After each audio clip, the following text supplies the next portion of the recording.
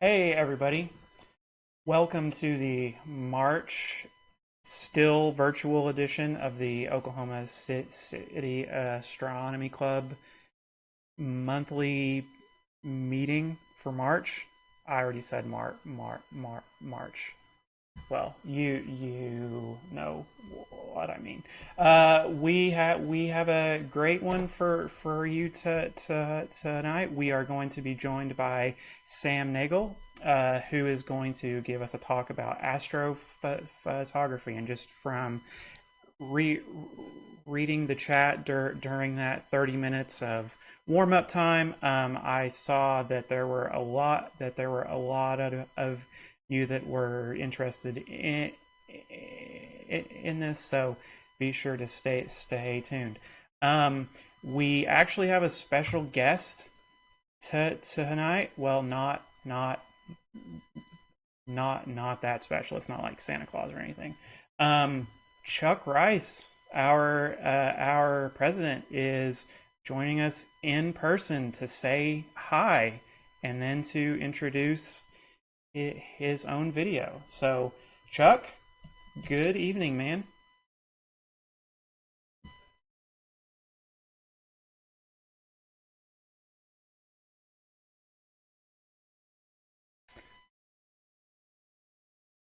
I'm just here to join you and say welcome to the meeting and also offer my apologies for having to be online. I talk about it in the video, but it's one of those instances where some circumstances are out of our control, and I am not happy being online. I'd rather be in person or even be in person and have Sam visit us online, but it just couldn't happen. So appreciate your understanding. We'll get together, everything will be fine. Given everything that's going on in the world, I think we can be okay with this. It snowed today in Norman. Eileen tells me we got 3 inches of snow, which is great.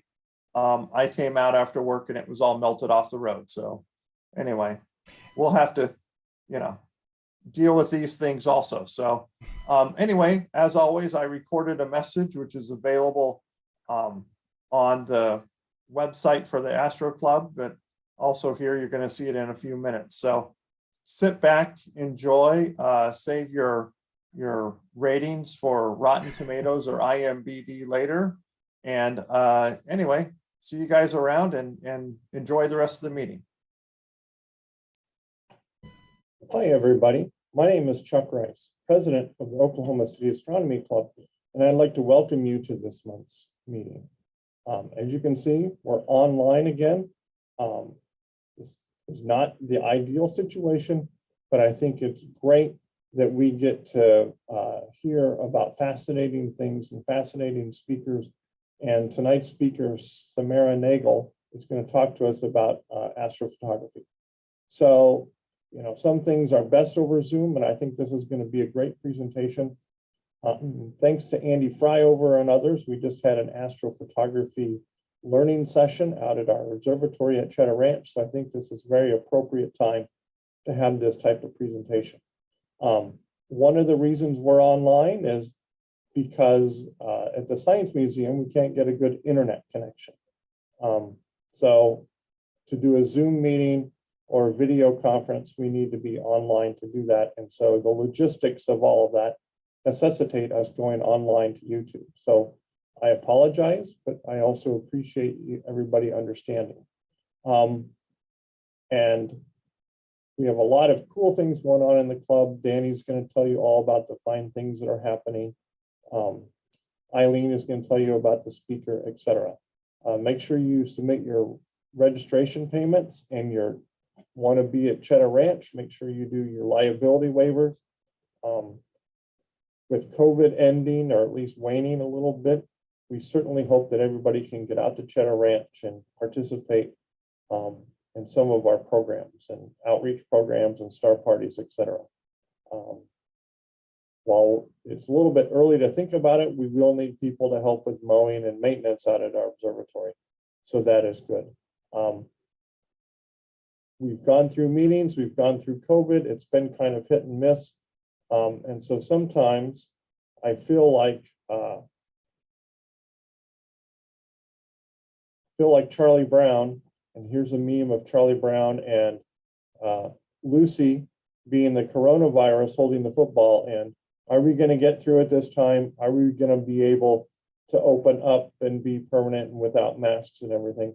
I certainly hope so, but we'll see what happens this summer. But, you know, I'm optimistic, and hopefully you remain optimistic too. We want to keep everybody safe. We want to keep everybody healthy. And so that's our main goal. The other thing that's happening is, of course, it's Okie Tech Star Party time. So think about registration, think about the dates. We're thinking about the dates in October to align with the annular eclipse. So that'll be really cool. If you were out at the Okie Techs last year, you saw the new building. It's going to get really finished up this summer. So last year it was complete. We used it, but there was still some landscaping and some final touches that need to be done. Hopefully all that will be finished up this year. And so it'll be great. And I don't know if I'm going to be able to make it out there. I certainly hope so, maybe for a few days.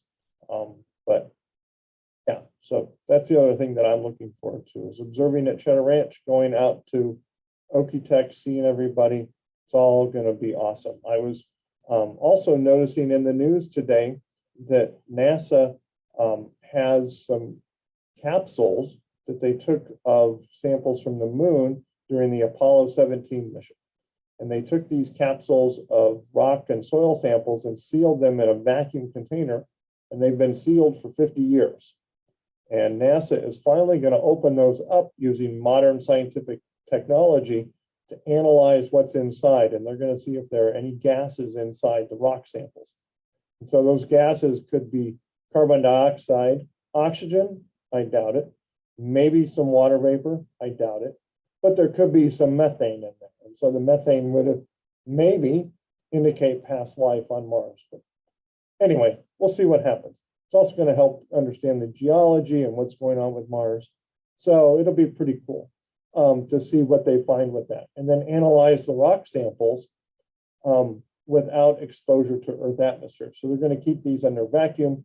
They're going to keep them away from the oxygen on the Earth atmosphere. So then they can look at the rock samples, hopefully in their most pristine condition possible. So that'll be really, really cool. Of course, you know, we're all worried about world events. And if it's not one thing, it's another. So coronavirus is waning. And now we have the war in Ukraine, which is terrible for the Ukrainian people. And so I am certainly sympathetic, and hopefully you are sympathetic about the atrocities committed by the Russians, and our prayers with Ukrainian people. I don't know what that's going to do for astronomy and space exploration. The United States and the European Space Agency has partnered with the Russians over the past decades on the International Space Station and other space missions. That's likely going to end. So what is the future for all that? Well, we really don't know. But those are minor concerns and not really important when you consider the scope of the humanitarian disaster in Ukraine. So yeah, hopefully all this will be resolved soon, and those atrocities will end, and Ukraine can remain a free people and free from the Russian dominance. But we'll see. I don't know what's going to happen. Nobody knows what's going to happen, but hopefully it'll be the best outcome possible. But I'm excited to be here. I'm excited to be with you guys. I'm excited to see tonight's speaker. A lot of cool things going on. Spring is coming on. Weather's getting warmer. So all of that's going to be great. I want to thank you guys for bearing with us while we go through these technological challenges and trying to figure out what to do with astronomy club meetings. But in the end, it will all be good. We will all persevere. And then decades from now, we can all sit on our rocking chairs on the porch at Okie Tech Star Party and sit there and complain and talk about the good old days when we were, you know, doing everything by Zoom. So that'll be fun. So anyway, everybody take care. Everybody stay safe. And yeah, looking forward to a great meeting. So Danny, back to you.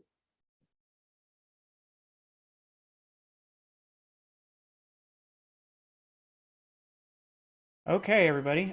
Thank you, Chuck. Yeah, lots of great stuff there. And just to reiterate, we are wanting to get back to in person just as much as you guys are. It is out of our hands. But as a bonus, being online really does boost the quality of the speakers, and the because we can go from like all across the country or the world. So yeah, so sorry again about that. Really, we're wanting to be in person again this month. Next month we are going to be virtual again, just because of some scheduling with the museum. But Eileen is going to talk about that in just a second. But first, I'm going to bring some. I'm going to talk about some upcoming events. Starting with, is the third time the charm? Can we hold a novice session? It was supposed to be in January, and then it was supposed to be in February. Will it be tomorrow? I don't know. I saw that Dave had posted a link to the event on our web forum. So if you don't know what a novice session is, it is kind of a how do I use this kind of seminar. We go to a kind of an okay dark site. This time it's going to be out at Lake Draper. It's about a half hour away from Oklahoma City, so not too far. And yeah, if you've got a telescope that you don't know how to use, bring that out. We'll show you how to use it. If you've got some piece of gear that you just can't quite get to work, that is what these are for. If you have a scope, you know how to use it, but you don't know what to look at, come on out too. That is what these events are for. So I hope the weather cooperates. I hope it's not too cold and snowy and gross, and I hope that we can finally get our novice session done.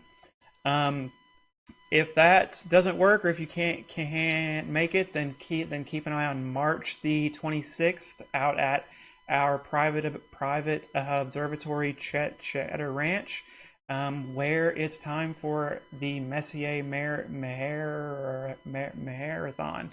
So this has the same rules as a regular member night. So if you are a member of the club, or you're a guest and you want to come out to our private observatory, just let us know. Come on out. It's a pretty dark side, about 90 minutes away. Lots of pads to set your stuff up. There's Wi-Fi and bathrooms and like a building that's heated. And we've got our and if you don't have a telescope, then we have a couple there that you can use. One is inside of a roll-off roof that is nice and warm, kind of inside the building. And then we have the 30-inch Kirkpatrick telescope that if someone is around to operate those, which there usually is, then you can feel free to look through those. So no equipment required if you want to come out. The March the 26th version is special because that is our marathon night. So if you don't know, Charles Messier was an astronomer that cataloged 110 of the best and brightest night sky objects. And once a year, around this time, we hold these marathons because it's a day of the year where you can see all 110 or at least most of them over the course of one night. So if you are interested in staying up all night long and you want to see a lot of cool stuff, make sure you go see that. If that gets clouded out or rained out or just as bad, then April the 2nd is kind of our backup night, and that is also just a regular member night. So whether it's a backup night or not, then you can come out and look at the sky with us. Aside from that, it's cold, it's still winter, so there's not a lot of outreach events going on, but we hope with when spring finally it's here, then we'll be able to get out and about more easily. So I am going to throw it over to our wonderful program director, Eileen, and she is going to talk about our speaker for April, and then she is going to introduce our speaker for this evening. So you won't see me again until the end, so stay tuned, and I'm keeping an eye on chat, so I know if you guys are being bad. So I'm going to throw it to Eileen. And Eileen, are you there? I am here, and I wanted to give one other shout out to we have later in March. This is on the discussion board. We have an outreach event to Oakdale Elementary School, which is just up by 35, not far from Edmond. And they wanted us to come 5 to 7. And I said, there's only one star we can see, and that is the sun. So we're doing a solar astronomy event from 5 to 7, and it is still on. I keep posting it, every so often that, yes, this is going to happen if the sun cooperates, weather in Oklahoma cooperates. For April, we were told the museum had a special event that's going to have hundreds of people, and therefore we could not meet. So we had planned this one to be a virtual event anyway. This is a very special one, and I think some of the high schools in the area might get together and get the link, because the speaker is Dane Schoelen. Dane has been to Okie-Tex with me when he's actually a graduate of Norman High, and he went to the University of Oklahoma in 2017. He earned his degree in mechanical engineering.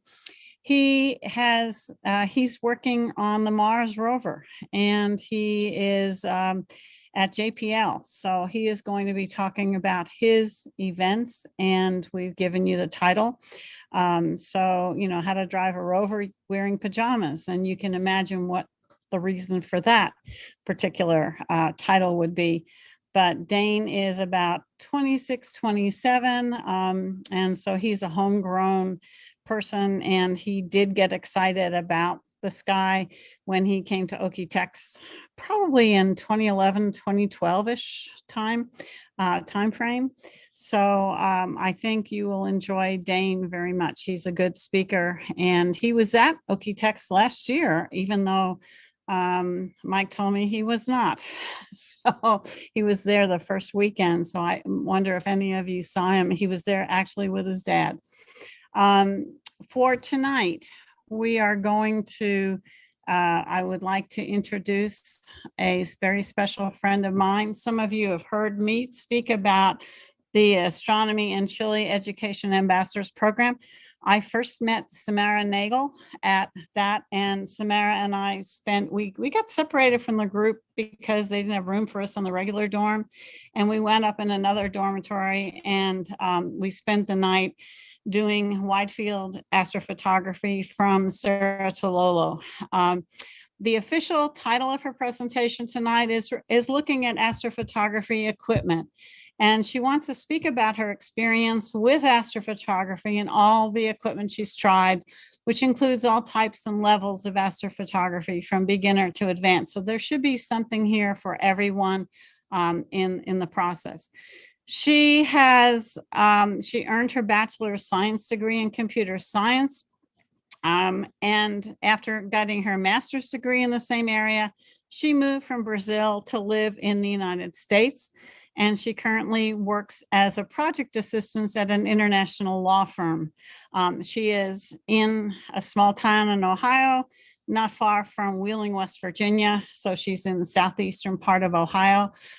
She has had a lifelong interest in astronomy. Her father was an agronomist and an agronomic engineer, and he would take the whole family to go to farms in rural Brazil. So when she got to rural Brazil, she could see the sky in ways she'd never seen before. She'd lay in the back of the car like many of us, or on the ground, and stare at the most beautiful night sky until she'd either fall asleep or they would be arriving at their destination if they were driving. And later on, she was definitely enamored with Cosmos, the original Cosmos series with Carl Sagan, and that hooked her forever. But as an adult and coming to the United States, she takes every opportunity to travel to dark sky locations, to photograph the night sky, and to share her passion with others. And she wants to inspire people to enjoy all of this. She enjoys using her 3D printer to make accessories for her telescopes and cameras. And she also, her big contribution right now is she co-administers a group on Facebook called Telescope Addicts. And that some of you may be part of. Join them. It is a group of more than 30,000 individuals from all over the world who share a passion for the universe. And she also helps to co-moderate Cloudy Night forums. So, and again, she was part of my 2018 ASEP team.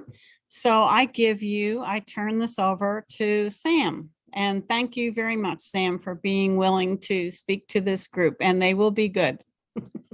Thanks for having me, Eileen. I'm very happy to be here. Let me start the slide.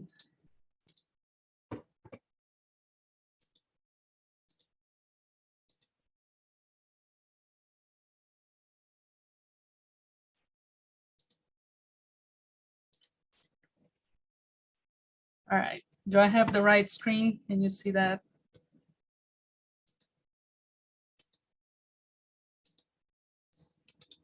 Yes? Okay, all right, so yeah, I'm gonna be speaking today about my experience with astrophotography from the beginning to where I am today. Like Eileen said, I've been having an interest in astronomy for my whole life. Years before I bought my first telescope, I was doing some research with my husband, and we got overwhelmed with all the equipment that we would find out about, and we just gave up. Later down the road in 2013, I bought a book on Amazon about which kind of telescope to buy, the eyepieces and everything. And then I finally decided to take the plunge and buy my first telescope. And that was the little orange tube, the Celestron HSC Schmidt-Cassegrain telescope. And I didn't know astrophotography was a thing. When I used to see those pictures of galaxies and nebulae, I thought that was just Hubble images. I didn't know a person could take images from objects like that. So I didn't know astrophotography was a thing, but I was observing the moon one day, and then I decided to I was in awe with that beautiful moon, and I decided to put my cell phone to the eyepiece. And I took my first picture, and that was the beginning of everything. It wasn't really like this. I didn't have any adapters. I just tried my best to put the cell phone camera to the eyepiece and try to focus as best as I could and took a picture. And that was enough to just hook me up to astrophotography. I was in awe that you could do that. I don't think this was my first image. I don't think it looked that good with a cell phone. But then I started to research and I came down to the Celestron X Image 5. And I bought this camera, and with my little orange tube, I started taking images of planets and just playing around. It didn't look good at all. And I was always very curious. I've always been very curious about equipment. So I didn't like the quality of the images on this. And then I heard about the ZWO. And then I bought my first planetary camera. I mean, real planetary camera, because I did not like that Celestron X Image. And I continue. I spent a few more months, just taking pictures. The scene, I live in Ohio, the scene conditions over here is not the best for planetary astrophotography.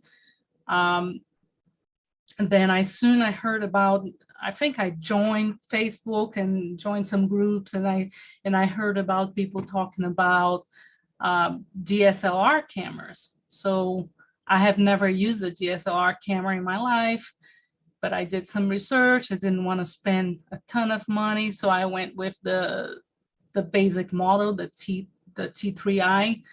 Bought a few lenses, basic lenses, and I just kept like playing around. I didn't even connect it to the telescope because that mount on that first telescope that I bought was very, very wobbly. And with the wind conditions, you put a heavy camera on the back, it would not, it wasn't really good. So what I did was I bought an adapter that you would piggyback on the top of the telescope. And I just kept taking pictures of the night sky, just getting used to exposures and ISO and all that. And I started reading more and more. And I just kept doing this for a while. Like I said, I've always been very curious. The curiosity is exactly what took me to keep buying equipment and trying different things, because I always wanted to see, is that equipment really going to give me better pictures? Is a better equipment going to make me a better astrophotographer? And so this led me to buy my real astrophotography mount, because an alt-S mount is not proper for astrophotography. It's okay for planetary, but not for deep sky astrophotography. So I bought my first mount, and I used that with that orange tube for a while, until that orange tube broke. I'll get to that a little bit later.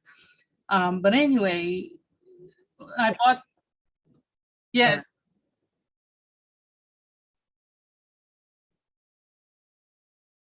Oh, yeah, I've moved a lot of slides. Okay, hold on. Something's going on then.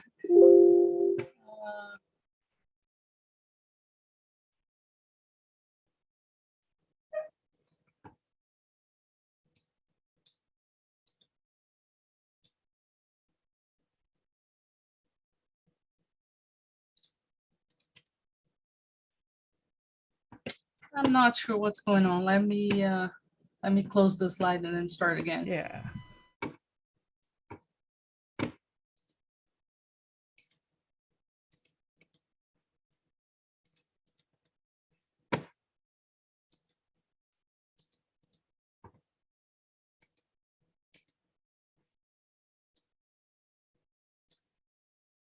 Always. Yeah, sorry, I'm having a hard time even finding the. Oh, no, you're fine.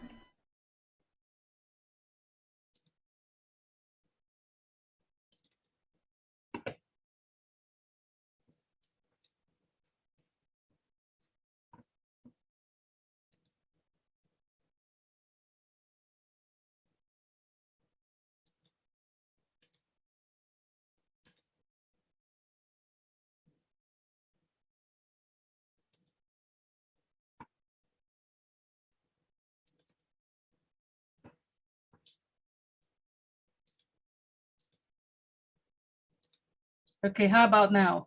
Yeah, we see a, Christmas tree with your Celestron.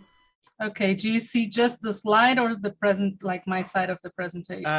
Just the slide. Okay, that's Just the perfect slide. then. Oh, Okay, so let me go back then a little bit. okay. So that was my first telescope, the Celestron 8SC. It's a Schmidt cast grain, 8 inches, and that was my first telescope. And I just bought the telescope in eyepieces, and I didn't know astrophotography was a thing. So that's when I talked about I put my cell phone to the eyepiece and snapped my first picture of the moon. Then I progressed to buy a planetary camera, the next image, the Celestron Next Image 5. I didn't like the quality of that a whole lot. Maybe in part it was me being a bad processor, image process. I didn't really know what I was doing, but I didn't like the quality. And I heard about this brand ZWO, and I bought my first ZWO camera, the 120 MC. And I got a little better result with that. And I played a little bit with taking images of planets and the moon. The scene conditions in Ohio is not very good, so I could never get really good quality images. But then it goes back to me not having a whole lot of experience with processing, which nowadays I know it's 50% of the final image. So I invested and I bought my first DSLR because I heard people talking about using a DSLR for deep space astrophotography, and I was curious and I bought that. At first, I used that just with a camera, with a lens, and I think it was the 50 millimeter lens, and I used that for a while because that mount, that alt azimuth mount of my first telescope, it's not very stable. It would, any little wind and I would get shaky images. So I would piggyback on the top of my telescope, and I would do some visual astronomy with the telescope and let the camera taking images, just getting used to exposures and ISO, because I really didn't know anything about DSLRs. And this is the kind of images that I'm talking about. Just really, once you take a picture of the night sky, even if it's a 2-second image with an ISO of 400, you start like seeing way more stars than you can see with the naked eye. And then I decided, I realized that mount was not good for astrophotography, for deep sky astrophotography. And I was always very curious. I'm a very curious person. I decided to buy that mount because it was the budget mount of the time. To get started into deep sky astrophotography, and I wanted to see what that was all about. So in June of 2014, I attended my first star party. It was the Cherry Springs star party in Pennsylvania, and I was in awe. I was just amazed. I was very lucky. All the days that we were there, we had clear skies. Now, having attended that same star party many times, I know how lucky I was, because it's very common to rain the whole star party, especially in June. They have the Black Forest in the fall, and they have the Cherry Springs in the summer. But I was lucky, and I made good friends who taught me, about polar alignment and all the things that I didn't know. And a funny story, I was so excited about the star party that I packed the whole SUV with everything we needed, and I forgot the tent. So when we got to the star party, we had to sleep under the stars for the first night, and then drive an hour and a half, 2 hours the next day to the closest Walmart to buy a new tent. But it was fun. It was the best star party I ever attended. It was amazing. But anyway, I didn't even know, I didn't know how to do anything, but I hooked up my DSLR to the telescope. I made friends, and the friends kept telling me, oh, just point to that target, to just point to that other one. And I kept taking images, and I was just like so happy. Even though the quality of the images are not good, I was very happy to see my first deep sky images.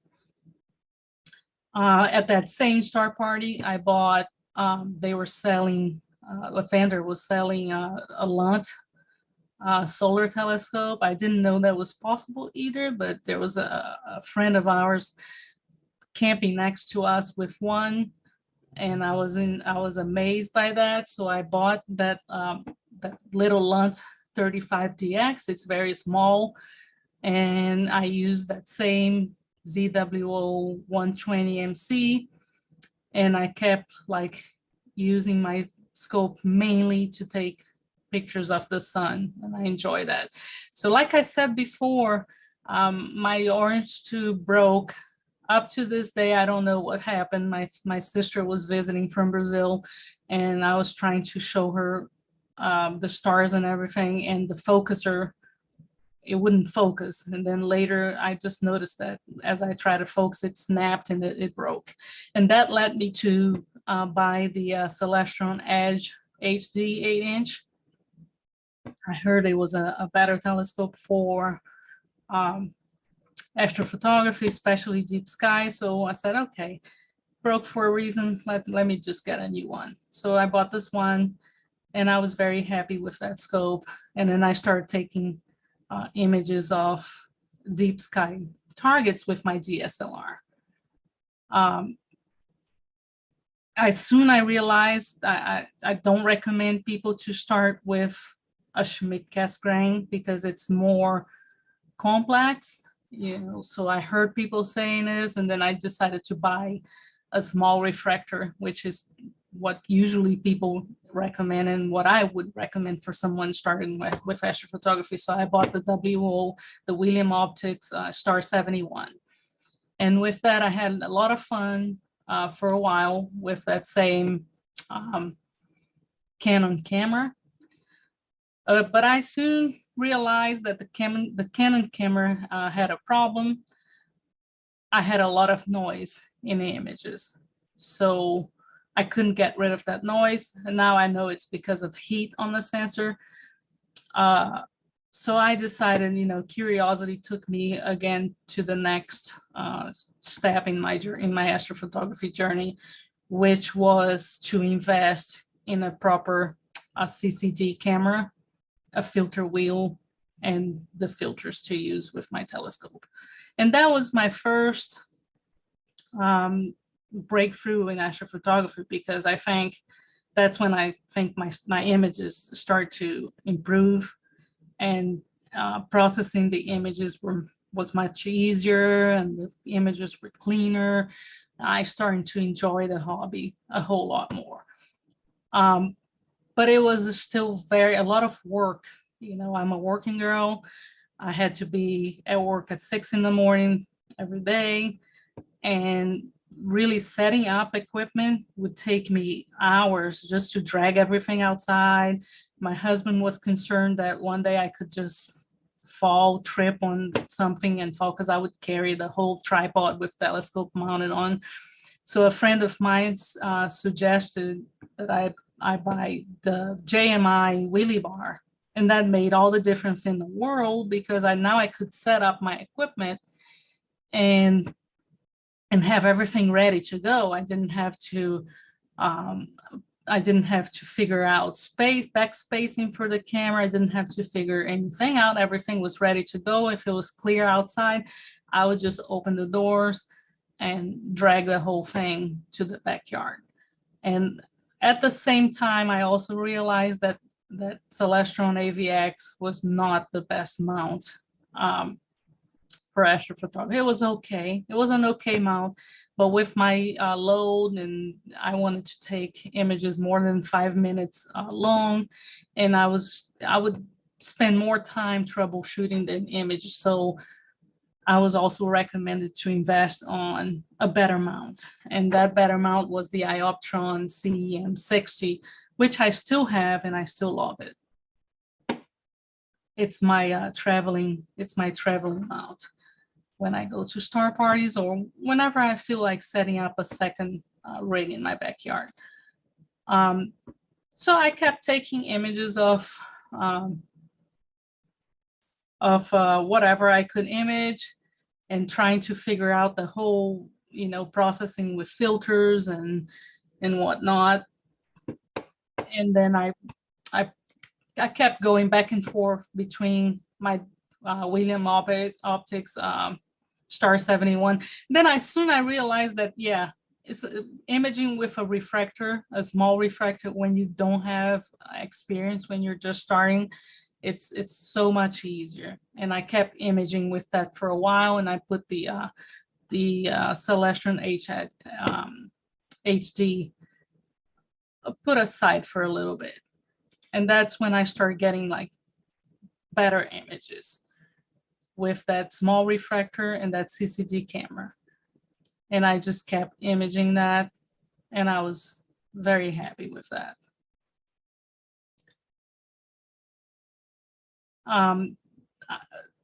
I realized that I wanted to go camping, and I bought a Kendrick Astro tent because that was another problem, setting up the telescope outside.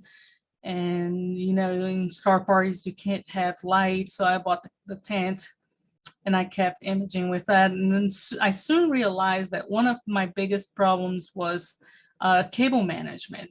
Once you start adding equipment, you start having issues with cables everywhere. It's very hard to manage all the cable. So even though I tried to do a better job, it was still not nice. So I decided to research, and I started to build my own power distribution system.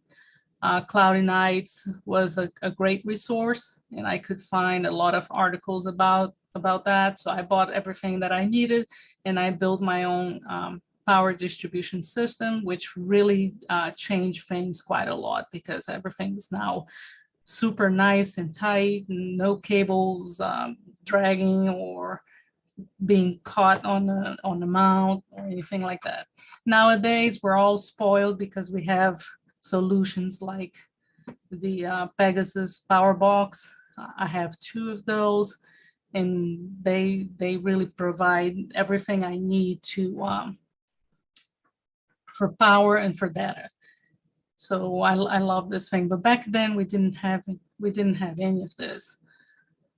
Anyway, curiosity took me again to another path, which was the Hyperstar. I decided to buy a Hyperstar. I heard, oh, you can image so much faster. It's f1.8, f2, and it's fast. And I can, weather in Ohio is not that great. I said, okay, sounds like a great idea. Yeah, I don't have a whole lot of time, so if I can image more in one night, I'm down. I'm gonna try that. So I decided to buy the Hyperstar for my Edge 8, and I had a little bit of fun, but I soon realized that it wasn't that easy. It wasn't easy like people say, oh, okay, you can take 30-second exposures and you don't even need to guide. I'm sorry, but that was not my experience. I felt the need to guide, and even guiding, I noticed that my stars you can't really see in this image, but this was my first image with the Hyperstar 8 for my Edge 8, Hyperstar 3 for my Edge 8. And if you really zoom in, you can see that the corners, the stars are horrible. The shape is it's really not nice. So I did more research, and I realized that there's a little thing with Schmidt Cassegrains where you have to make sure the secondary holder is perfectly centered. Otherwise, you're never going to be able to collimate your Hyperstar. if you call it made and you think it's nice, but one corner is always going to be bad. So this really put a damper on my plans to do the hyperstar, because I tried, and I could not get it to work. That and the fact that I had to be up all night switching those filters manually. Let me go back one slide here. As you can see, the Hyperstar has a filter tray where you can change the filters. So you have to be there, and I had to sleep to be, to go to work the next day. So that wasn't working for me. So I put the Hyperstar away and I gave up on the Hyperstar. But I'll go back to that later, because I never give up completely until I have a good reason for it.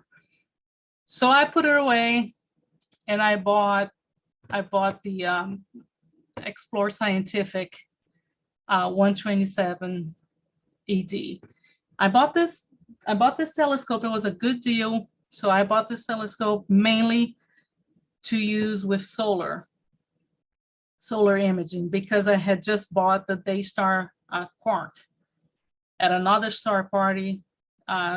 The owner was selling for like a good price. I decided to buy. So I decided to buy that refractor to use with my Daystar solar. And I kept playing with that for a while, and always having a lot of fun. Solar imaging is so much fun. And I kept doing that for a while, along with my, I would use both sometimes, the Lunt 35 and the Explore Scientific for close-ups of the sun. And that was a lot of fun. So I did that for a while. This was with the Quark, this was with the Quark, and this was with the Lunt 35 DX. So I thought that I had a perfect combination of solar equipment, because I could take the full disc and I could take close-ups. And I was happy with that for a while. Then a few years after that, a few years later, I decided to, hey, I have that refractor.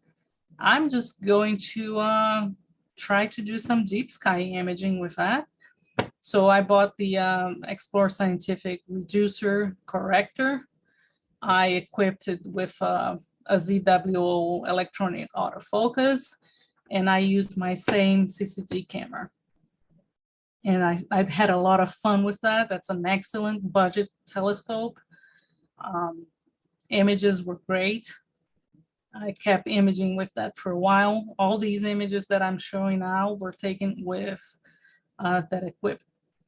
Then later down the road, the Starizona contacted me and offered me the Apex reducer to try with my refractor, and that reduces the Explore Scientific reduces that telescope from f7 to f5, and the Apex ED I think reduces to f4. So I got like wider images and super, super sharp. I highly recommend that reducer, very good.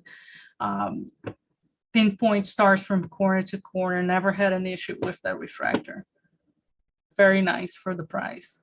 I kept imaging with that for a while. All of these images were taken with that combination. My ATEC 460 mono Astrodon filters, and that Explore Scientific refractor. So I kept imaging with that. And I start to get like burned out taking that telescope outside. Even with the Jmi Wheelie Bar, it was a lot of work to drag it out and drag it back in. So I made the decision to build my observatory. So I hired some contractors to build a deck, and I bought, it was ready. It was ready. I think it was Thanksgiving in 2016. And by May of 2017, I received my SkyShed Pod 5-bay observatory.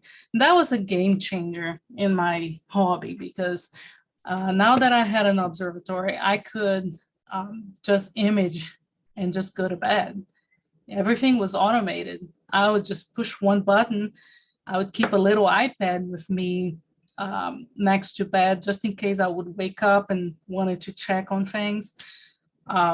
Yeah, this was a game changer. First game changer was that Jmi Wheelie Bar, because it allowed me to keep everything set up. But that was still a lot of work to take it from inside the house to the yard. And this was just this changed everything. Everything was set up, polar alignment, permanently, almost never have to check, ready to image in 5 minutes. If I would wake up at 1 in the morning and the sky was clear, I could just go outside, open the dome and image. So I was very happy with that. But again, curiosity hit me again. And then I decided to, since I like my Edge 8 so much, I bought the Edge 11. And I also soon realized that that Edge 11 was much, much bigger than the Edge 8 and much heavier. And even though my Ioptron CEM 60 could still carry that with no problem, I still wonder if I had any issues with my image, was that caused by equipment? If I bought a better equipment, would I get better images? So I was always curious like that. So I decided to buy a premium mount, and I went with the Astrophysics Mach 1 CP4, and that was another game changer, because from that day on, I never had issues with guiding. I never had issues with, if I had any issues with my equipment, I could totally eliminate the mount, because I knew it wasn't the mount. The mount always performed flawlessly. But yeah, the Mach 1 with the Edge 11, I think it was the combination where I had the most fun in this hobby. And I really, really enjoyed that. It was a beast, but now I didn't have to carry anymore. It was all set up, so I didn't have to worry about anything.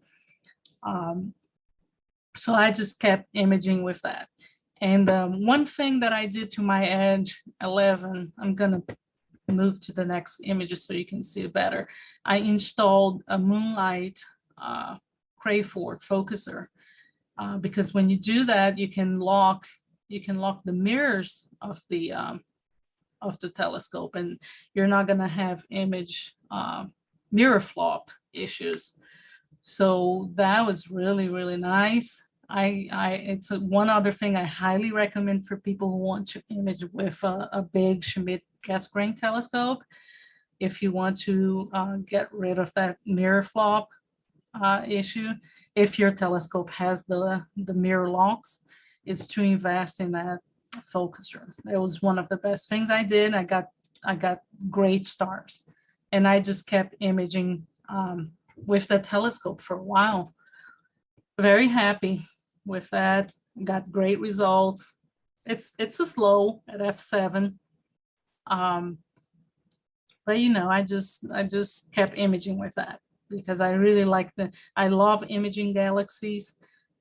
It was great for galaxies. So I was really happy with that. And that was in 2017 or 18. I can't remember. I think 17. In 2018, I applied and I was selected to go to Chile, which Eileen mentioned. And I applied the year before in 2017, and it was the second time I applied. The first time I wasn't selected. The second time I didn't know what was going to happen. But I thought, hey, if I go to Chile, I want to have a good camera. And that T3i, it's a crop sensor. It's not the best camera either for that, noisy and all that. So I upgraded my camera and I bought the Canon 6D Mark II and the Samyang 14 millimeters lens, which I heard it was great lens for wide field astrophotography. Milky Way images, basically. So I think around March of 2018, I got the news that I was selected to go to Chile, and I kept like testing and training to take pictures of the Milky Way. Up to this point, I had never taken a picture of the Milky Way, but I kept studying and making my notes. And because if I was going to that wonderful place, I wanted to know what I was doing. So off we went to Chile. If I could recommend, if you have the chance to go, just go, because it's a wonderful country, wonderful people, and the best dark skies. I think when I was a kid, the dark skies in Brazil were just as good or better, at least from what I remember. But we went to Chile, had fun. We visited several observatories, the Cerro Tololo and the Atacama Large Array in the Atacama Desert, and it was really fun, that trip.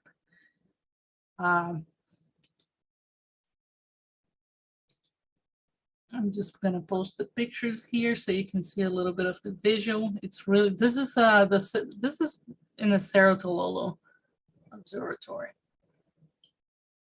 And like Eileen said, on one of the night that we slept there, we were placed in different dorms, just the two of us, and it was so much fun. We just kept like talking outside and imaging, even though it was super cold, but I was pretty determined to take my first Milky Way image, and that was it.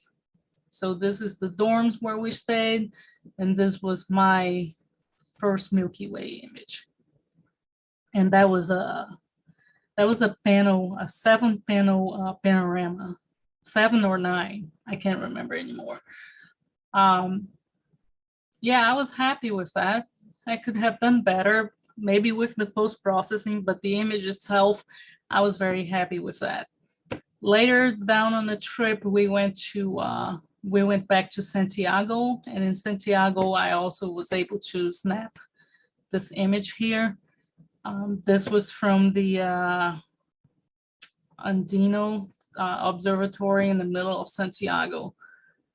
And yeah, so I just kept like snapping as, any chance I had. In La Serena, I took this image from the hotel room. I wake up very early in the morning. So the camera was set up on a tripod because I was teaching my friends from the excursion how to use their cameras and everything. So mine was set up. And I woke up very early and I took this image. Later, I saw that I snapped the Pleiades too. I really like this image. It's just such a simple image from the hotel room, but I just like the composition of the moon with our Earth light and the Pleiades on the other side.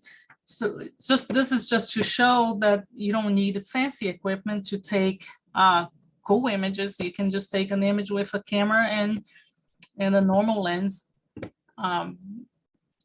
Now, do you remember when I said that I gave up on the Hyperstar? I don't like giving up on anything, so I decided to try again. So I sold my Hyperstar 3 for the Edge 8, and I bought the Hyperstar 4 for the Edge 11.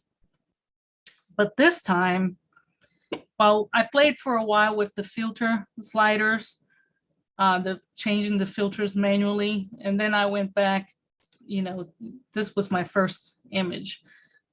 I went back to that same issue that I was having with my first Hyperstar. I said, well, I can't just stay up all night swapping filters. I'm never gonna be able to sleep.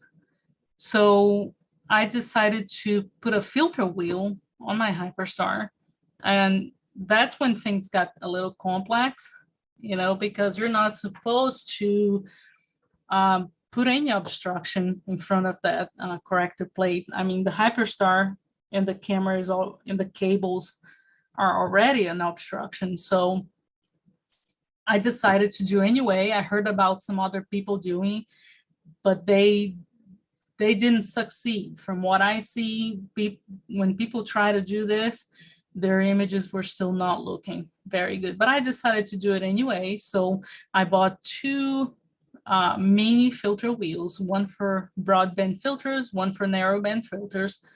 And I decided to give it a try. One of the things that I used my 3D printer for was to print this cable router, because if you route your cables in a perfect semicircle in front of your telescope, then you don't have those star spikes. You're just gonna have really nice pinpoint stars. But the filter wheel has square edges. So I thought this was going to be a problem. So I don't know if you can see here in the slide. I just made a cardboard mask, and I taped it to the back of the filter. So now I had something, you can't see it here because of the angle, but it's covering the sharp edges of the filter wheel. And that worked. I got nice round stars, but I was still having that collimation problem, you know, because again, my corrector plate was not, the secondary holder was not centered.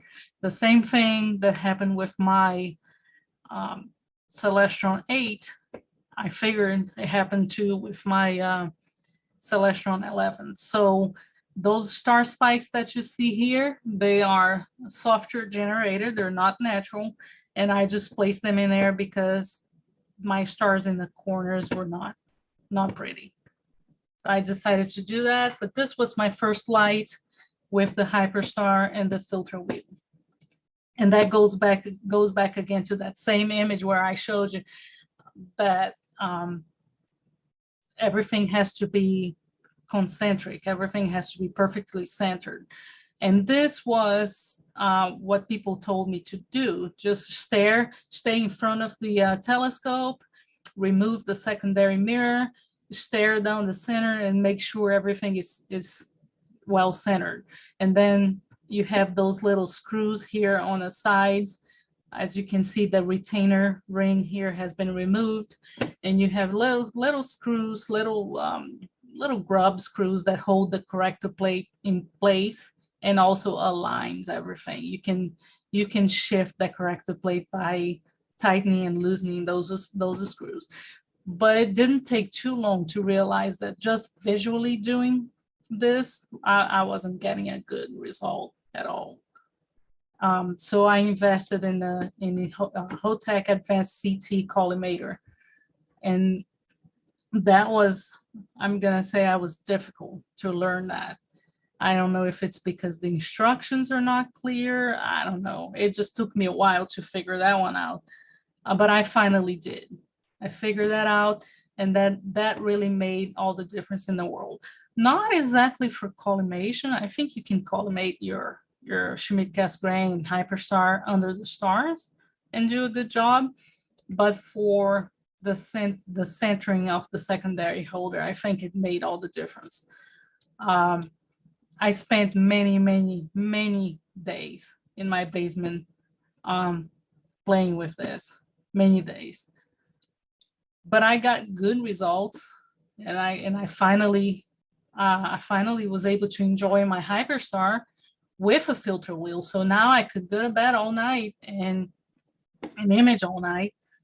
I couldn't switch between narrowband and broadband. For that, I had to go there and switch the filter wheel. But at least I could image like broadband on one night, and if I needed narrowband on the next night, I could, you know, with the Hyperstar being an f2 super fast scope, I was getting sometimes 2-3 images a night. Sometimes I could even start a fourth target because it just collects data so fast. I just kept going, and I kept imaging with that. I was very happy with that.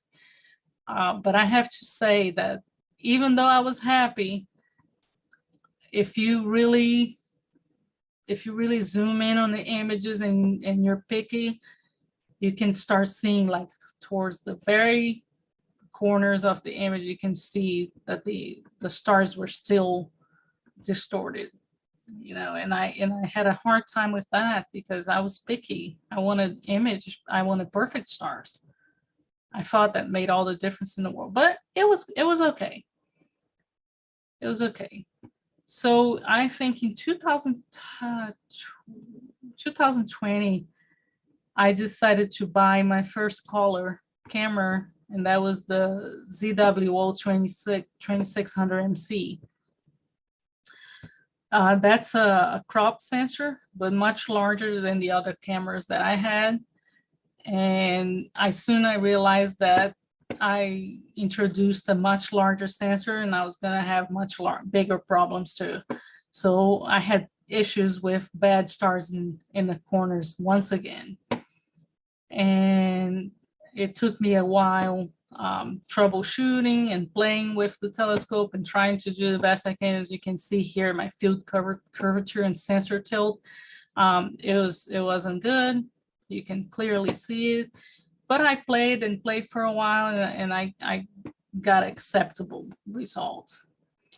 And with that camera, I had more fun again, because now I didn't even need to switch filters and the camera was color and my stars were perfect. So there you go. I didn't have to have the filter wheels anymore. I was just imaging with a color camera and I was getting good stars. And I kept imaging with that for a while. And I took some nice images with that combination of Hyperstar and a color camera.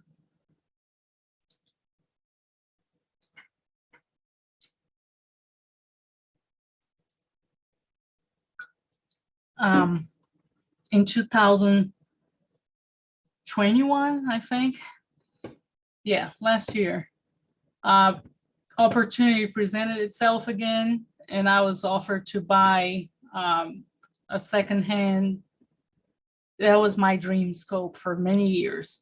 It's the TAC 140 ED apochromatic, and that's I always saw people taking excellent images with that scope.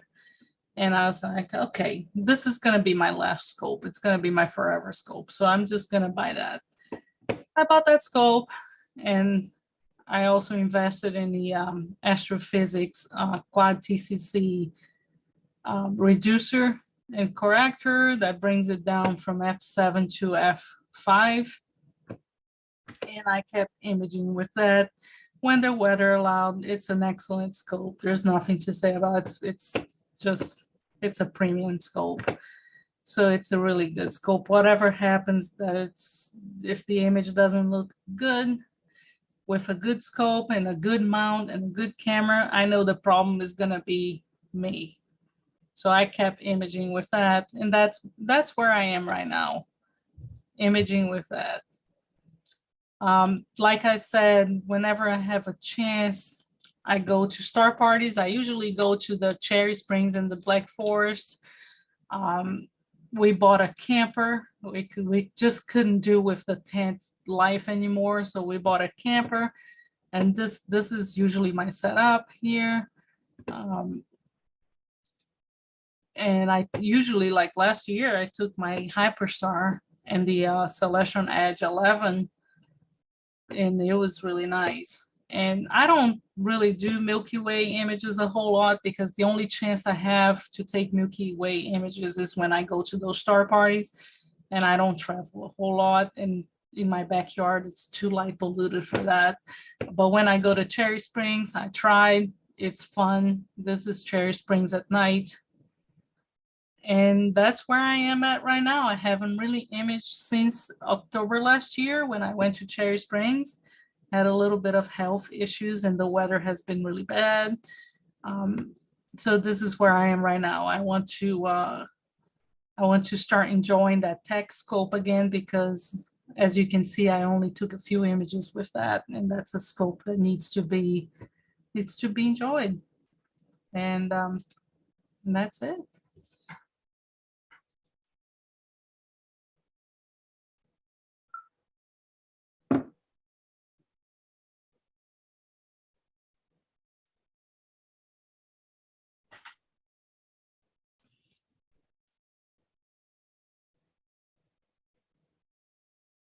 what I really enjoyed about that presentation was not just your beautiful photos and not just not just all the cool places that you got to see, but it was the troubleshooting that Mhm. astrophotography Oh, there's a lot of that. requires. Yeah, I think that a lot of people try to get into the hobby thinking, hey, I know how to use a camera and I have a telescope. How hard can this be?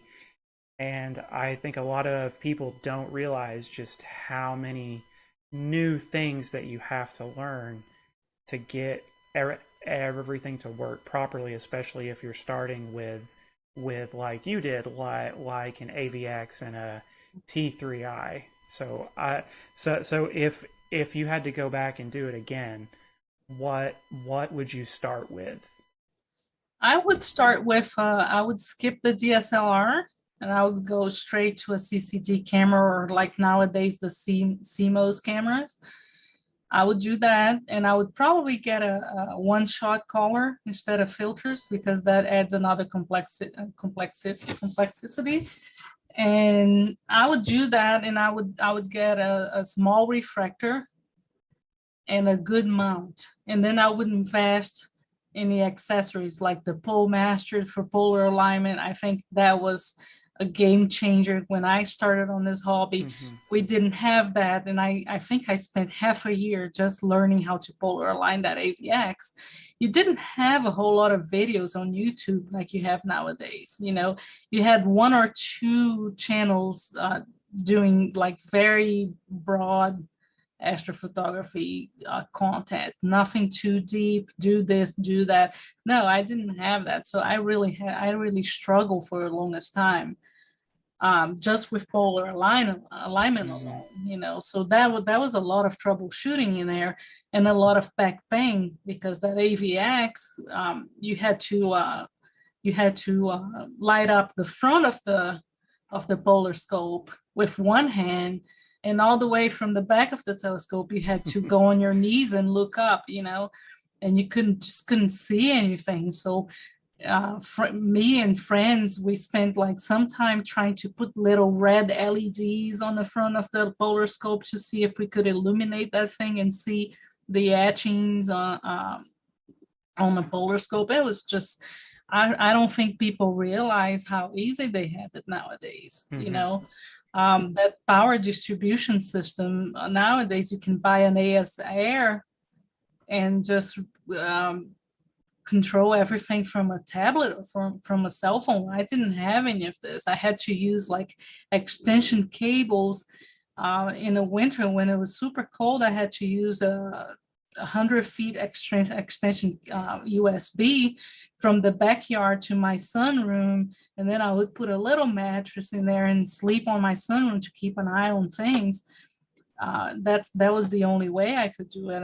Nowadays you can have wireless AS Air and control everything wirelessly. And so the troubleshooting was just huge. Every single new telescope, even the last telescope I bought, the TAC, when I put my larger camera on it, I noticed the tilt, you know, sensor tilt, and that's where I stopped. I'm still playing with that. Since last year, I never had a chance to go back again between health issues and the weather, but that's where I stopped. So even with 8 years of experience and an easier telescope to use, which is a refractor, as soon as I put that larger sensor in there, you know, I had issues with sensor tilt, and it's not always that easy to fix. It requires several nights. When you don't have too many clear nights, sometimes it can take months just troubleshooting.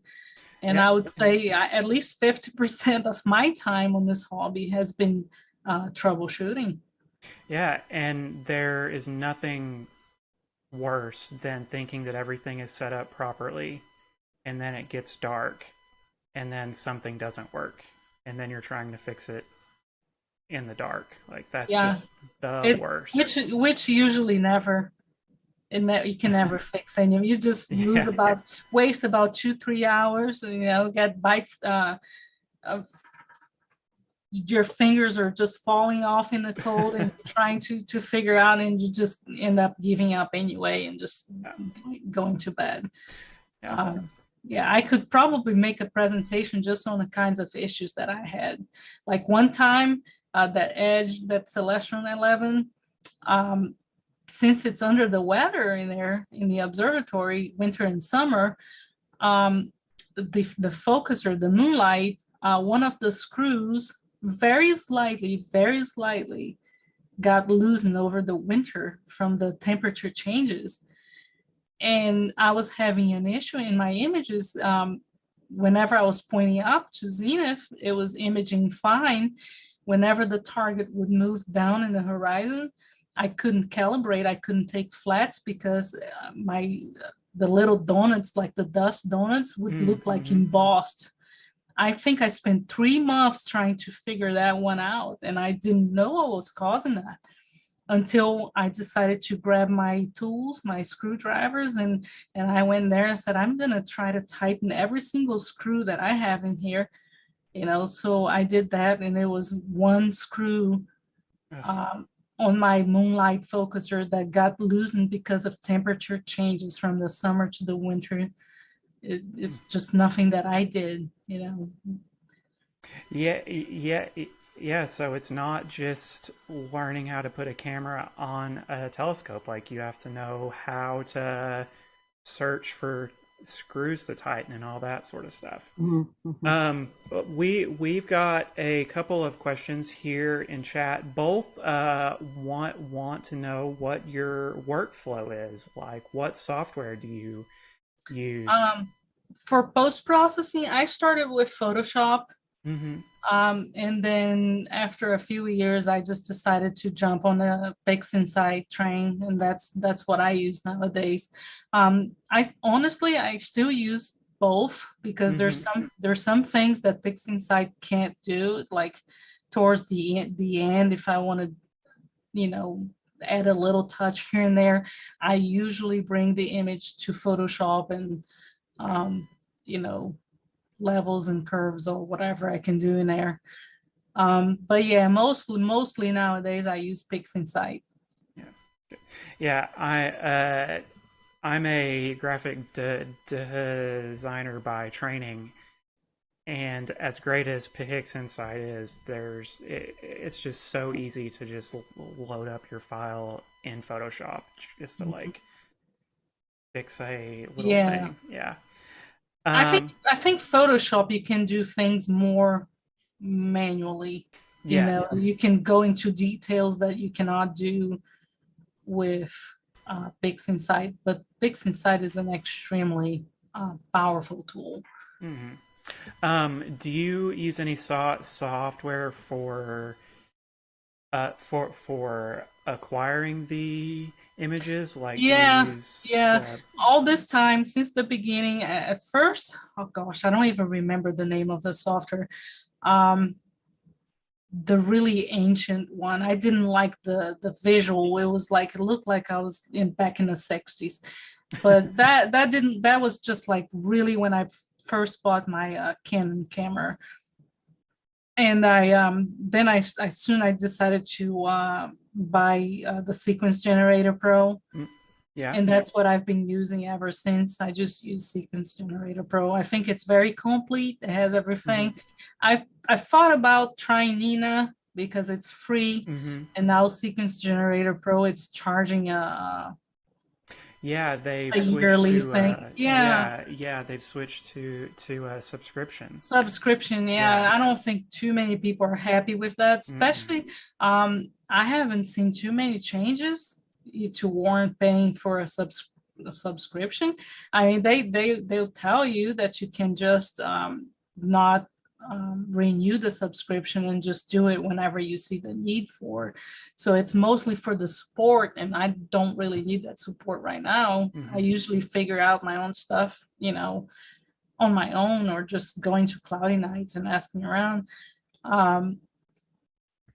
But honestly, it's a very complete software. And I'm a creature of habit. I'm just used to it. Right. I bought an ASAir to try with when I go to star parties, so that I can try to control everything from inside the camper, because it's really cold at Cherry Springs. But that hasn't arrived yet. It's back ordered. So I don't know how that's gonna go.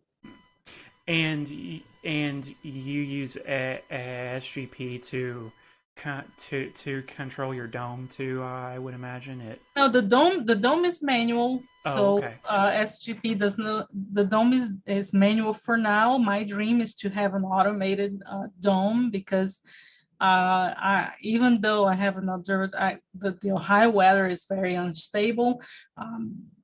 I don't know how many nights I saw the weather saying it's clear all night, and then I wake up and there's many clouds, and sometimes even rain, so I'm one of those that open the dome and I get paranoid, so I don't get good sleep that night. I keep checking like every Yeah. 2 hours, or at least I keep the sound on the computer on, so that Yeah. if PhD goes, if loses the star because of clouds, then you have that bing, bing, bing, and I'm gonna wake up. Right. At least that's my cloud my cloud detector is PhD. So while we're waiting to see if there are any more questions, I've got one that I've been curious about since the start of your presentation.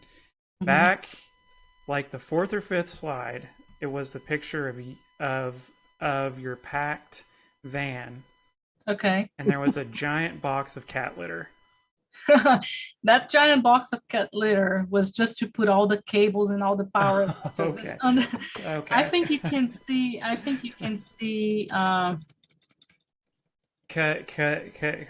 Because I was very jealous that you were allowed to take your cat out to Cherry Springs. No. Springs. No pets allowed. And honestly, that would be the last thing I would take. I can only imagine. It was very painful. That trip was nice, but we were not prepared.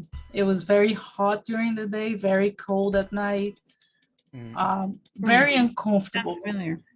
Yeah, very, very uncomfortable for like some 40-year-old folks. And my husband, he is really not interested in this at all, but he's an angel because he goes to all those adventures with me.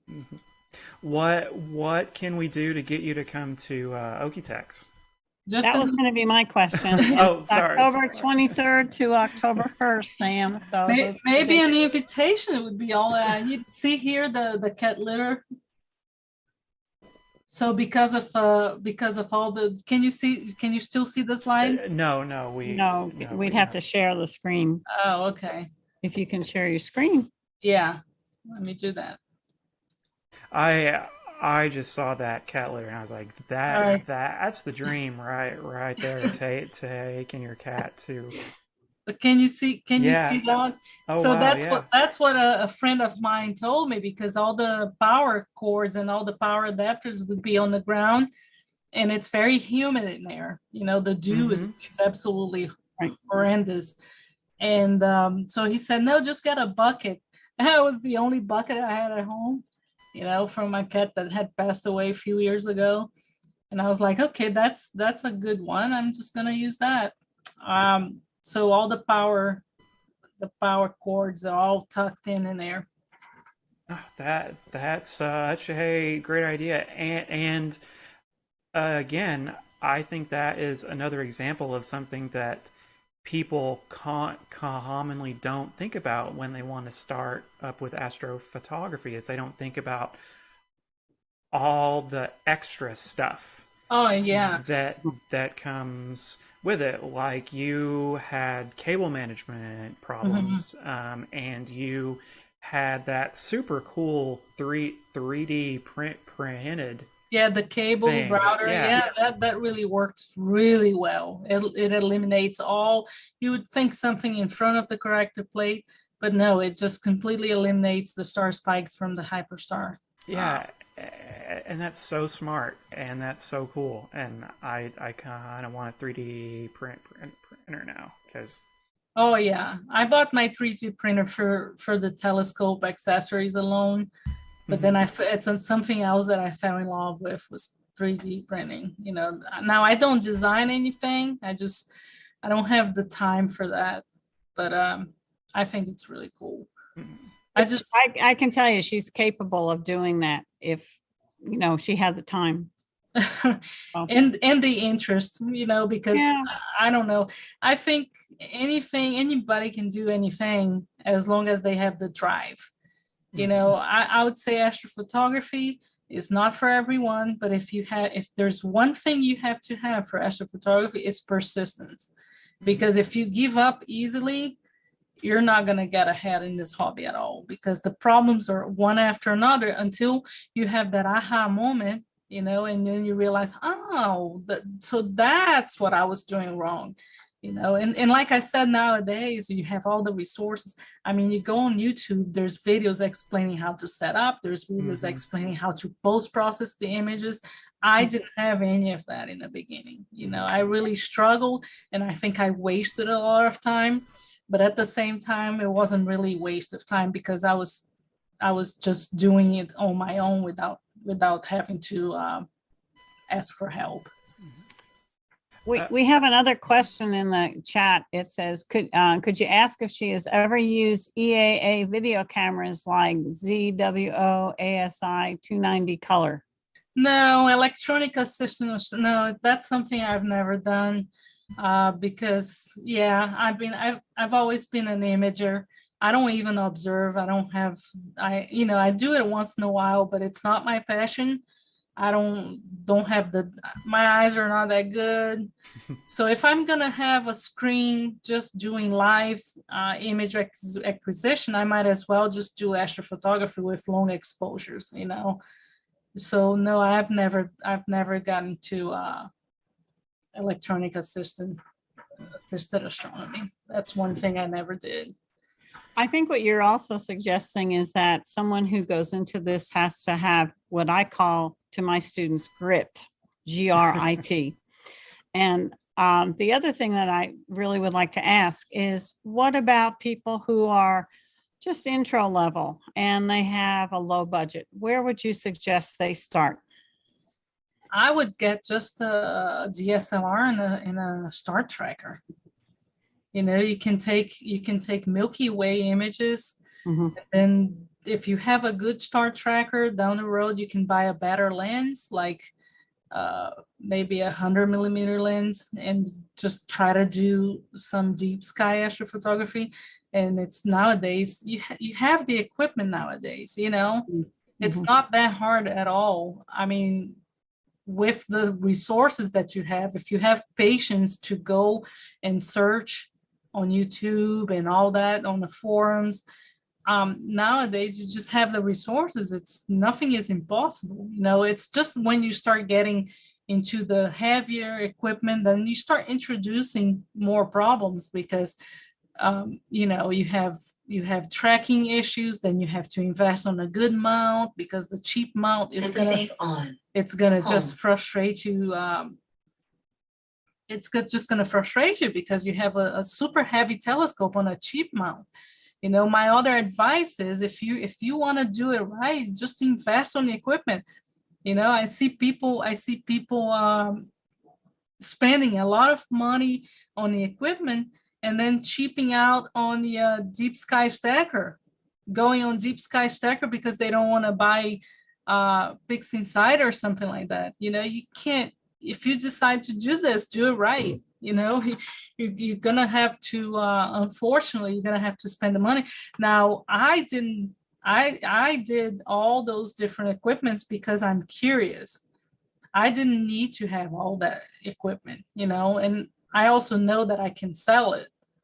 I just keep it because I think I still use it. Like every once in a while I have an idea and I need something. I just go in the basement and I have it. But you don't need it. You can, the problem is with astrophotography, there's no telescope that does it all. One telescope is going to be good for planetary images. That same telescope is not going to be great for deep sky astrophotography, and the other way around. So you always need, if you want to experiment, you're always going to need multiple equipments. I think the one that gets the closest to the perfect setup that you can have a little bit of both, it's the Schmidt Cassegrain with the Hyperstar, because when you have that telescope, you can do planetary image at f10 or put a Barlow in there and go to f20, whatever, depending on your Barlow. Then you can image at f7 with the reducer, and then you can put the Hyperstar and you can do super wide field images at f2. But that comes with price. It comes with a price, because that Hyperstar is not easy. It is not easy at all. I mean, unfortunately, people make it sound like, oh, you can take 30-second exposure. You can, but it depends how demanding you are. Are you picky with your images? Can you just have a regular image, or you want something really, really nice? Because the pickier you are, the more equipment you're going to have to invest in, and the more you're going to have to learn to post-process, and the more you're going to have to troubleshoot, because every piece of equipment that you introduce in there, it's gonna, I guarantee it's going to cause trouble that you're going to have to troubleshoot for a while and figure out. Lots of patience. Lots of patience, lots of patience. I don't see any more questions, and it's about 8:30. So why don't you tell us a bit about your Facebook group? The group is called Telescope Addicts. We are now over 50,000 members. I think I joined that group in 2014. Made great friends, met some of those admins at the solar eclipse in 2017 in Missouri. We're a nice group of people, and we try to do a good job to keeping the place clean, family oriented. We suggest people to go there and ask questions. It's not a forum like Cloudy Nights where you can have forum for beginners, forum from advanced. It's all mixed in. So you're going to have advanced people and you're going to have beginners. But we always encourage people to go and ask questions. You can have one or two people trying to make fun of what you're asking, but others are going to jump in and help you and push the bullies away. It's not a perfect place. At 50,000 people from all over the world, it's a little hard to moderate sometimes, but we try, to keep the place helpful for beginners. Great. Yeah, and that was Telescope Addicts group on Facebook. Facebook. Okay. Is it Telescope Addicts and Astrophotography? Is that the name? Yeah. I think so. Yeah. Oh, okay. Okay. Yeah, if you just search for Telescope Addicts, it's going to be the only one. Mhm. I don't think there's other groups with that name. Okay. I think it's a really friendly group. I don't notice. Yeah, we try. Every once in a while you have drama, spam, but we just try to act quickly and get rid of the bad ones.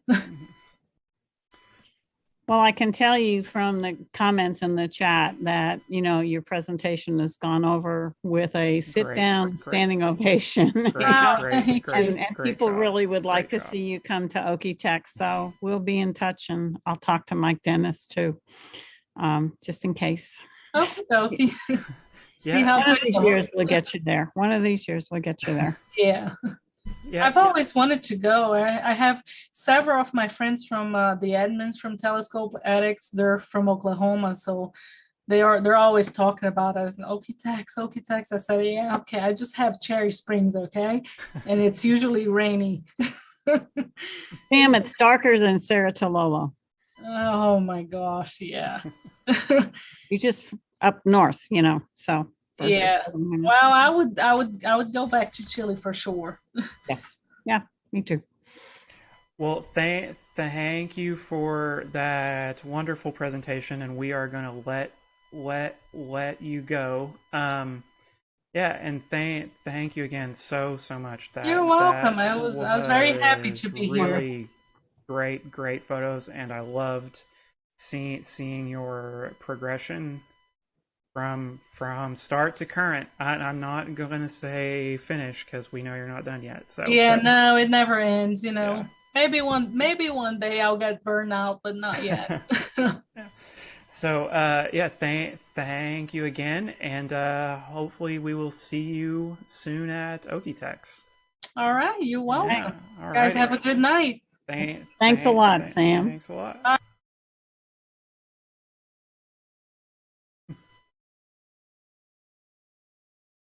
Okay, and as for the rest of us here, we've got a couple more things to go through. If you liked that talk, and it looks like that all of you did, and how could you not? And you want to learn more. Club member and merchandise person and board member at large. Andy Fryhover has started up some astrophotography sessions out at Cheddar Ranch. So I see that he is in chat, so maybe he can post an update on when the next one is, if he knows. I know there was one about a week ago that seems to have gone over really well. So if that is something that you are interested in learning or learning more about, then we do have those resources available to you. Okay. So it's all hands on. Oh yeah, yes. As Eileen said, those are in person out at CRO. So you don't have to talk through a camera. You actually can stand in front of a human person and interact with them like it was the old days. So that's great that Andy is doing that. Just a couple of plugs for our stuff before I cut you loose. If you don't know where to find us, then you can find us at www.okcastroclub.com. There's all sorts of information there, including a link to this live stream in case you found this from some other way. The website will tell you if the next meeting will be online or not. Also, my actual role with the club is newsletter editor, so I have to plug that. That is here on this left bar here. This is the Gazette. This is this month's issue, and if you want, then you can re-watch that video of Chuck. You can learn more about Sam. Learn more about our upcoming events and just all sorts of great resources there. If you want to support the club with some clothing like a t-shirt or a mask, then we have a Redbubble shop, redbubble.com/people/OKC Astro Club, and you can get our logo on all sorts of stuff. And also in chat, if you talk to Andy, there's some other club stuff that is not through Redbubble that is also great. Our web forum is the go-to place to get up-to-date information on all of our activities. This is a discussion thread about the novice session that hopefully will be tomorrow night. And you can get to this from our main page, and it's the second link here, the discussion forum. So please sign up for that, and you use that if you have a question about the club, if you need a guide out to Cheddar Ranch, if you're wanting to go to one of our member nights, that is the place to go. So that is it for me. So thank you so much for coming out and joining us. I'm sorry again that we're not in person this time. It wasn't COVID, and it wasn't really up to us. Next we tried. We really tried. We really did try. Next month, though, there is a conflict with the museum, so we will be virtual again, and then hopefully, I wouldn't say never again, but hopefully after that we have more in person than online. Yeah. So thank you all for coming. This is usually where we go to 808 Pizza, which sounds amazing. Mike Mitchell in chat just brought that up, and man, I want some pizza now. So thank you all. I am going to stop talking. I am going to leave you with a video sent to me from Andy that is a time lapse of him setting up his astrophotography setup out in the wild. I am going to stick around for a few minutes and just make sure that there are no questions and so on and so forth. But until next month, actually, I didn't say how to contact me. If you have a question and you don't want to ask me right now, then you can email us at info@okcastroclub.com. Okay, I'm done. Here is this video from Andy, and good night, everybody.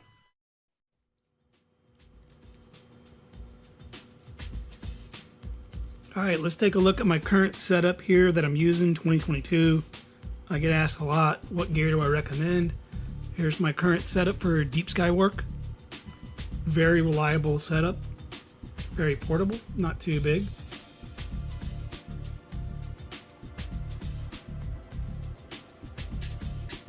EQ6R Pro. All right, let's take a look at my current mount, setup here that I'm reliable, good using, performer. Here's my current setup for deep sky work. Very reliable setup.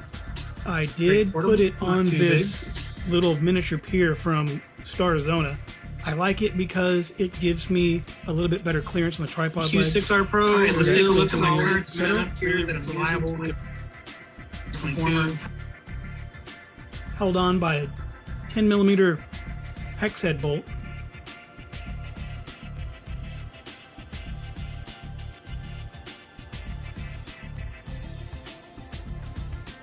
So you got to keep it with you when you're doing your polar alignment.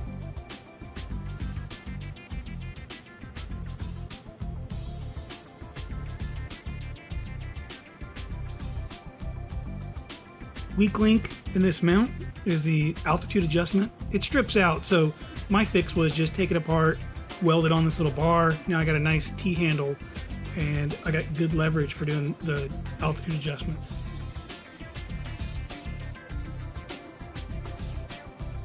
.100 ED, spree, good refractor.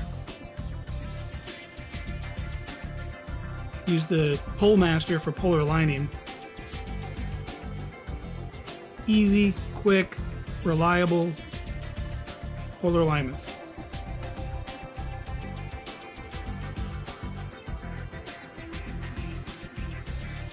Thousand Oaks, made in America, reliable. Good dew heater. I recommend it.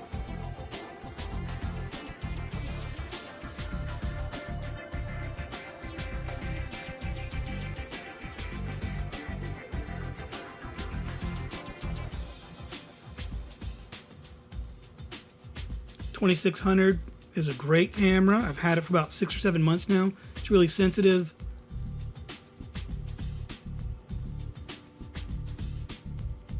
Use the 68 millimeter OAG. This setup is all through bolted, so that helps limit tilt and sag. The 174 guide camera is really sensitive and helps me keep my guide numbers really, really low. Second gen EAF, so the power is only by USB. That's just one less cable you got to worry about.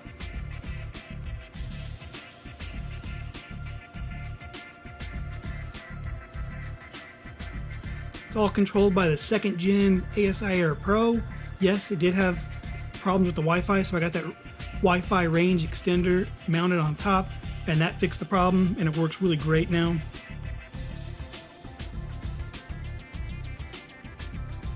Really makes automation a dream. It's got the nice 4-port USB hub on the back. I use all 4. I like to use big industrial rubber bands to help cable management because you want them tight, but not too tight because it needs to flex a bit.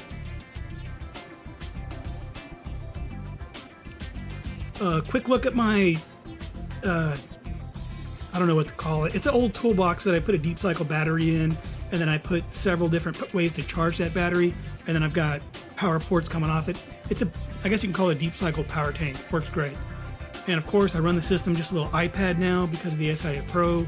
Makes it easy, dependable. You've got everything there. You've got plate solving, autofocus, everything with the ASI Air Pro app. It really makes it so easy, it's almost cheating. One last look at the whole setup here. I can be set up and running in less than 10 minutes. This is I take it mobile imaging because that's mainly what I do. I travel to dark sky locations, but this is it. I'll keep using it for the next couple of years. I've got a lot of targets left to image, and it's a good, solid performer. Thanks for watching.